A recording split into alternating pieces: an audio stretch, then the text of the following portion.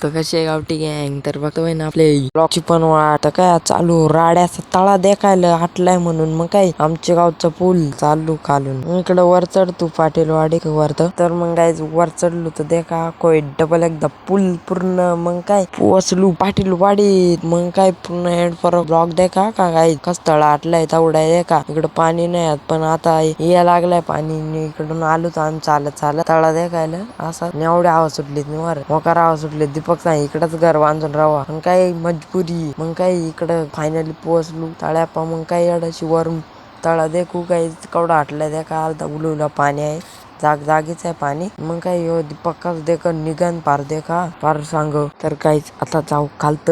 base तळा देखायला मग काही चलो